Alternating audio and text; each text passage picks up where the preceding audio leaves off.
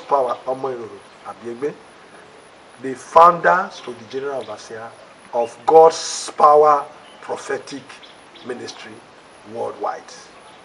The man that have the mandate to teach the world about renewing of their minds. And that is the mandate God has given to me.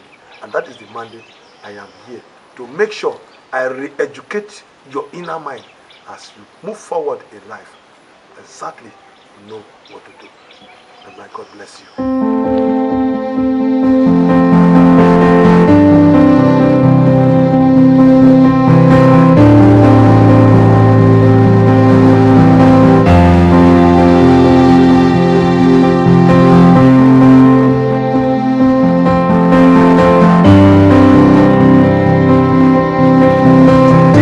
Handling the topic dealing with poverty.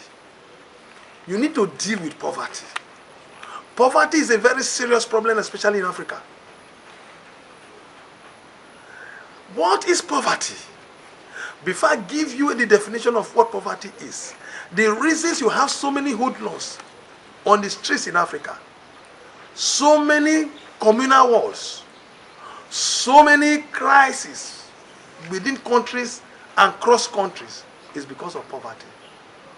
Looking for what is not available in your area. Possibly going to somebody's area to collect what the person has. So what is poverty?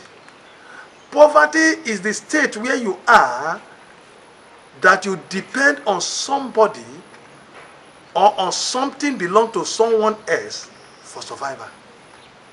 It could be crude oil. It could be money. It could be gold. It could be diamond. If you check the regions of Africa, you go to Democratic Republic of Congo, there's plenty of diamonds there. You go to Liberia, plenty of diamonds. You go to Sierra Leone, plenty of diamonds. We are only lucky that in Ghana, it is not known to have had any religious war.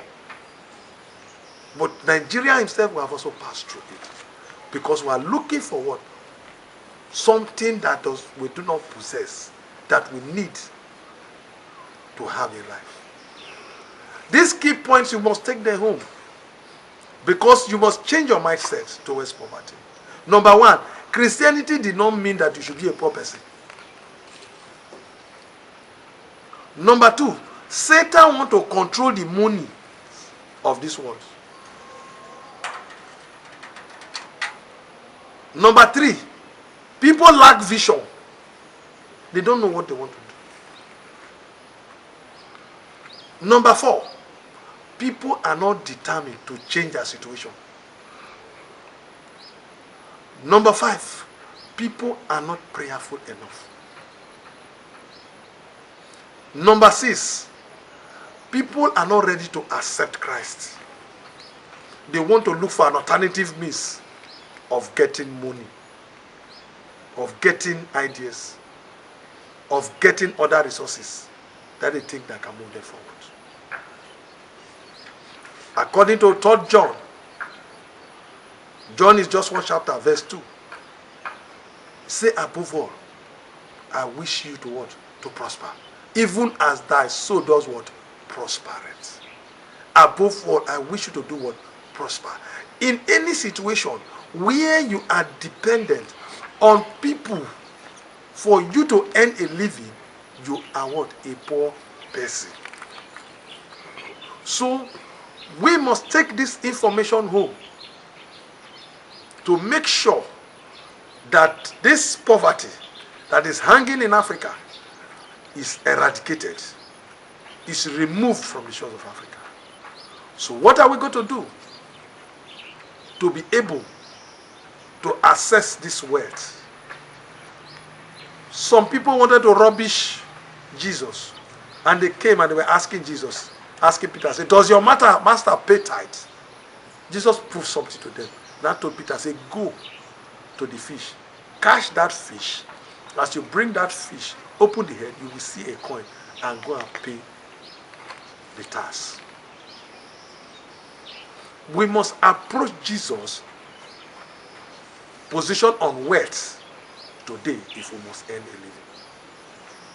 So what are we going to do? Number one, it is very, very important for you to pay your tithe. Whoever robs God, according to Micah chapter 3, from verse 10 to 12, 13, you are robbing God. And that person is under a curse. You must pay your tithes. And the Bible will say, bring ye all the tithe. The only thing God said we should forbid in this world is tithe. Number two, seed faith.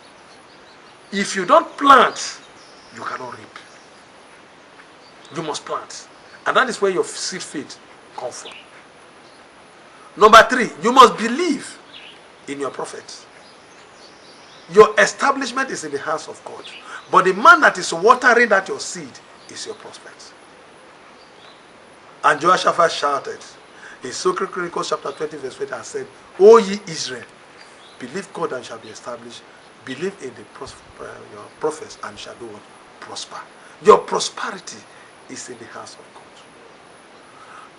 The next one is endeavor to take care of the orphans and the widows in your church. It opens doors for you.